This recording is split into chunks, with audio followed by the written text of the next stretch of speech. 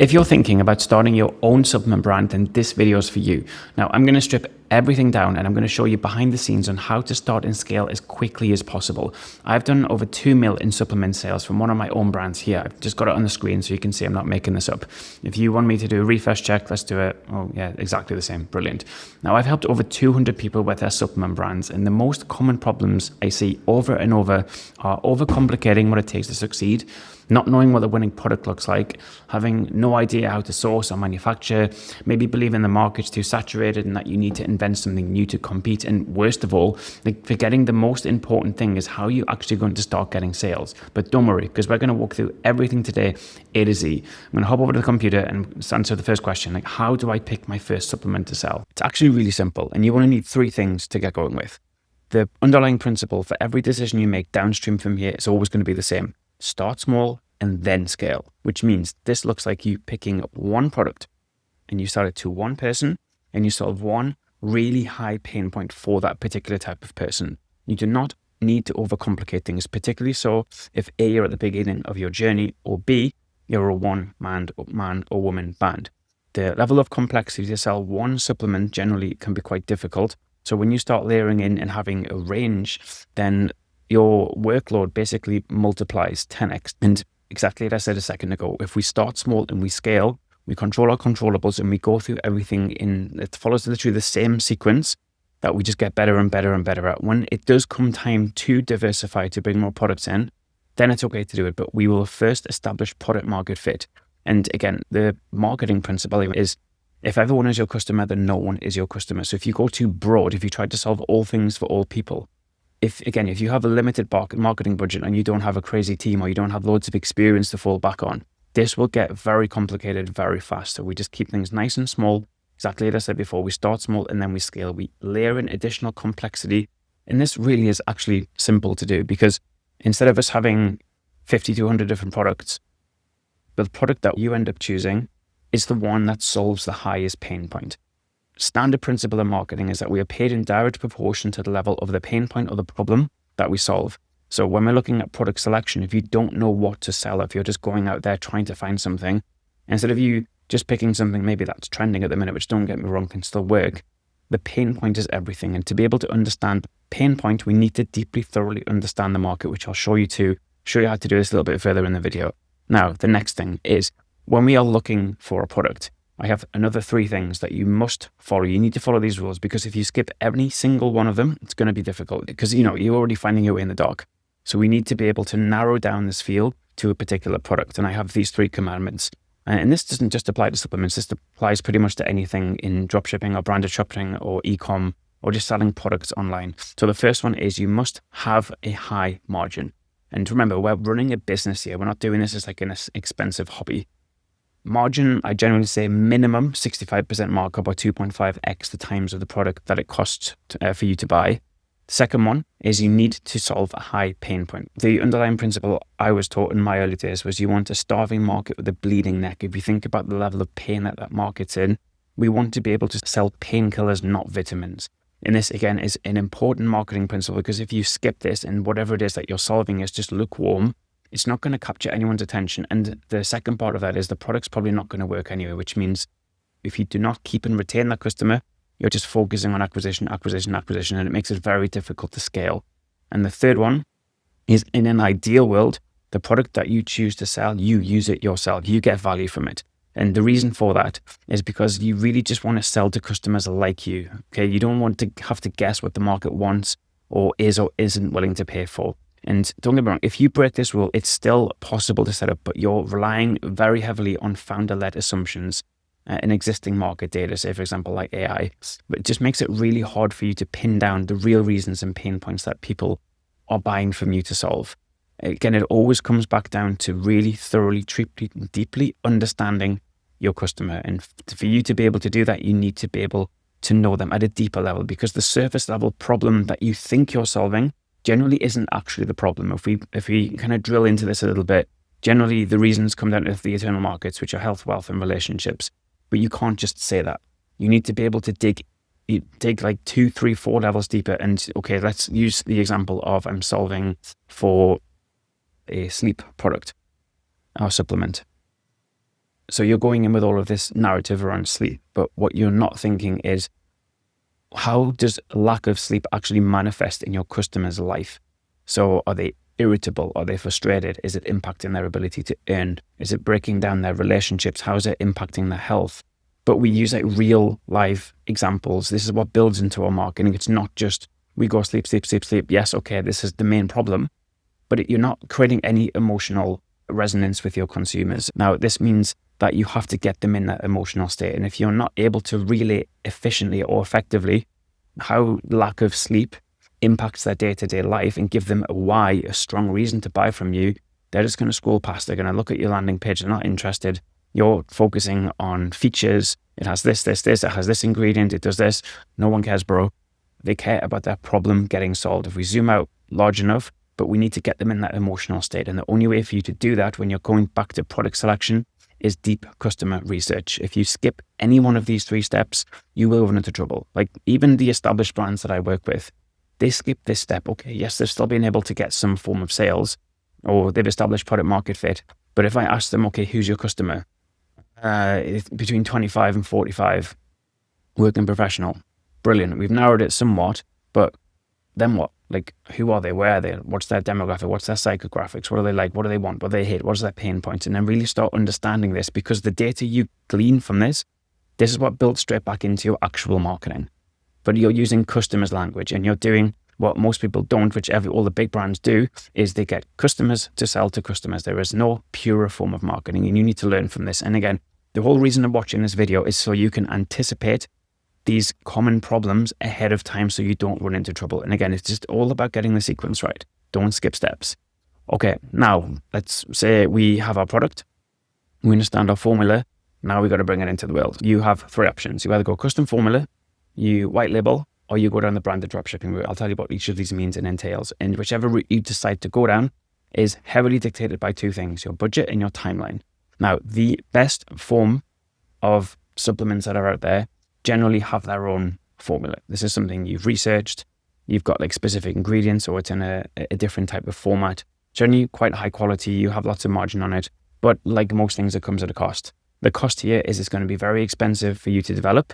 You're going to have to commit a lot of cash to inventory. And it's also going to be very time consuming, because you're bringing an idea to reality and you're relying on third parties, i.e. contract manufacturers, to work with you and invest their time to get this product right. The other downside to this, if you're just starting out, is you actually have 0 guarantee of any sales coming through. You have to go through taste testing, nutritional compliance. You've got to source your own packaging. You have to set up your supply chain, have a 3PL. So again, if you don't have a big budget and your timeline is quite compressed, this probably isn't the right action for you. And this is the route that I went down when I started 2 years ago. And for me, it took me 2 years. And I didn't think at all about sales and marketing, because when I finally launched, I didn't get any sales. My expectation was just build a perfect product, a unique brand, unique formula. Everything's going to be fine. I'm just going to switch on the website and then everyone's just going to naturally find me and it's millionaire time. But that is the complete opposite of what happened. So if you are starting out, you're going custom formula, unless you have investment or you say have 20 to 30K, or even I could stretch it to 50K, and you have between 6 and 18 months of time to bring this into reality, probably not going to be the right option for you. Now, the second one is you white label. Your budget here probably going to be, and again, it's very heavily dependent on who you decide to work with. Budget, probably between 1 and 10K. It's probably going to take 2 or 3 months for you to bring this into life. You have a much faster route to market, and the product's obviously going to be higher quality than, say, a branded drop shipping. But the downside here is you also need to commit cash to inventory, and this is before you've made any sales. Now, this is why the third option for beginners is generally a more softer approach. It might not be perfect, but if you don't have a crazy high budget, if your timeline is quite compressed, then you can do this with pretty much no money down, like 10 to 30 days, no investment needed. You get straight to market. The firms who operate in this industry will give you finished product with your own labels all printed on, and you don't have to put 10, 20K into something. You only buy the product from the manufacturer once you've already sold it. So your downside is leveraged significantly. The compromise here, just like you have with custom formula, for every upside there's an equal and opposite downside. And the equal and opposite downside for this is you are going to have to compromise on pricing, because your margin is going to be smaller because it's a finished product, and your ingredients are not going to be perfect. But what it does allow you to do is get the product out to market in an MVP, minimum viable product, And then you can validate it. And this is the only thing you really need to do, is to validate and get to established product market fit. And I generally say, if you can switch this pathway around, instead of going custom formula and you go branded dropshipping or white labeling, you still have a clear path to custom formula, but you're doing it in your leveraging, you're applying leverage to the situation, because you're not committing cash to inventory.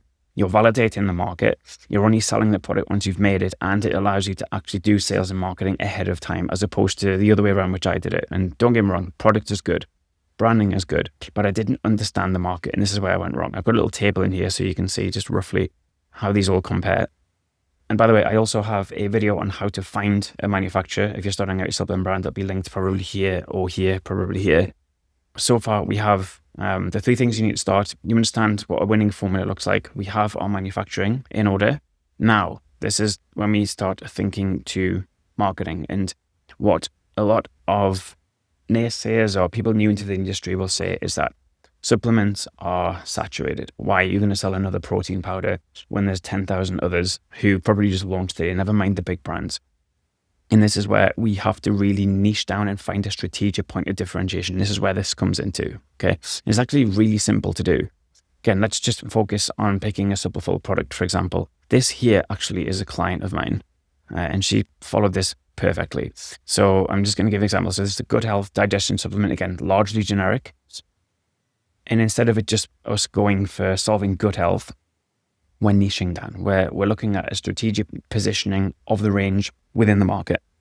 So this generic, largely generic gut health digestion supplements became solving acid reflux for women who are over 60, who have restrictive diets, or they use medication because they don't want, or it's prevention, or they want a cure, they don't want to use pharmaceuticals. So now, instead of this being a larger generic market, we've niche. You can use my own brand as a perfect example of, we have nutrition, sports nutrition parents with kids in sport, parents with kids in sport who have selective eating habits. So the product might be largely generic, but the niche that we focused it down, this is how we create a strategic point of differentiation in what is probably largely a saturated market. And now you are not competing with anyone. It's you're in a category of one. This is what is going to allow you to be hyper-specific in your marketing. You have your strategic point of differentiation, and you don't have anyone competing with you, really. And there's an easy way to do this, I'll show you. So these are all real clients as well. So you can check the websites out after if you want, but here's how to do it. So the first one is you have some form of unique angle. So you niche down on the problem. This is the one I showed you here for this brand. The second one is you sell the product in some form of unique format. So it's the packaging of the brand or the format. For example, these are sleep strips. This differentiates you instantly from everyone else, even though you're still in the supplement niche. This is different. Okay, this is something, it's unique, it's scroll stopping, it's interesting, it's engaging. The third one is you build a fan-led brand. I'm not working with this brand. I'm speaking to her on LinkedIn, but she is just putting everything out there. Like, go on her TikTok, check it out. She's doing really well, telling everything behind the scenes, storytelling, education. The messaging is well refined. And again, instead of promising the world everything, she's just telling a story. That's it. And this is quite interesting for you to do as well, because it's one of my biggest regrets is not documenting my journey in the early days. Because again, it's something to show others. Again, you're documenting, you're getting it out there. But basically what you really want to do is garner some form of early interest from potential customers. And again, the switch over here is, instead of us selling, we're storytelling. This is so important. And all you're doing is just telling your story, just sharing your journey. And it can just be as simple as this, as a framework. So the old situation, how you found the product, how it changed your life, and now you kind of want to share the secret with others too. That's the narrative that comes across all of her videos. It's really easy, and it's a standard marketing principle called PAS, which is problem, agitate, and solution. It follows exactly the same format, and you're selling without selling. People like generally to watch things happen. They're going to they like to voyeur. They like to see what's going on. So you're basically just storytelling, and you're marketing at the same time, and it's free. You're not running ads on this. You're just posting on TikTok or Instagram or Facebook or whatever platform, just telling your story. This is really good. And again, remember, no one can compete with you in your unique story. It's you. You're unique. This is such a big thing that a lot of people, and again, myself included, when I started, I didn't want to be the front man. I didn't want to be out and telling my story and everything out there for public and friends to see. And I understand if you don't want to do it, but two things. A, how much do you want this? Like, is this something you actually truly want to do? Do you want to change your life and have a 6-7 figure supplement brand? And two, if you don't want to do it, it's okay. but still have some story behind the brand, even if it means you make someone up. Remember, people buy from people. They want to see and feel that point of harmonic messaging, whether that's you doing it or you're making a story or you're getting a family member to tell a story. Remember, always looking for creative solutions within this. Cool. All right. I hope this is all making sense. Now, this is another part that so many people skip. They just think, again, just going to pick a product. I might have a strategic point of differentiation and I'm just going to launch. Don't do that. What you really want to do is you want to leverage what the big brands are doing. Okay. Same with your customers. You need to know more about them than they know about themselves. It's exactly the same with your competitor brands. If you need to funnel hack the shit out of them. Okay. Get into that branding, understand their messaging, look in their infrastructure, their website, their emails, their landing pages, their ads, their creative, their social media. I know everything about them. Again, I've got an example of Primal Queen here, just with all the different ads that they're running and their landing pages, where they're running everything to. This is like super simple and it's all free again. So just pick someone who's operating in the same niche as a gold standard. If you want to go out of that, you can look for an indirect competitor. You look at Amazon competitors. But remember, success leaves clues. You do not need to reinvent the wheel. If it's working for these guys are doing 7 or 8 mil a month. They're going to have teams. They're going to have agencies. They're going to have massive budgets behind them. And if it's working for them and they're in a similar niche as you, there is no reason that you can't emulate what they're doing. I'm not talking about copying it. I'm talking about drawing inspiration and making it your own. Massive, massive leverage. And again, just having systems to be able to do this, bring everything into one place. And then when you do come to build your website, when you do come to make content, when you do come to run ads, when you do come to put your branding together, you're not finding your way in the dark. Success leaves clues. Model the traits of the greats. Really, really easy. And again, none of this so far really has cost you any money. It's all free. It's just all in the time that you put in advance to anticipate what potential problems you're going to have. All right. And that is pretty much it, to be fair. Now it's down to you to actually start building. I have my software stack here. And again, most of this is very, very low cost. Like Shopify is 20, 30 bucks. Canva's free. ChatGPT is free. Social media is free. Klaviyo is free up to a certain amount of emails. Most of these things are free. So it's not like you need to have this like crazy technological advantage over anyone else. But the best way for you to move fast on this is we bring all of these elements together. We build a brand. We have our product. We understand our customer. We're seeing what the big guys are doing. And now we just need to build one simple landing page and test running paid ads or traffic using user-generated content, statics. Again, you can use Canva if you want, or your own founder-led content to start running traffic to the site. All of this, as I said, can be done with very little, pretty much to no money down, especially if you go down the branded dropshipping route first. Remember, you only buy that product once it's sold.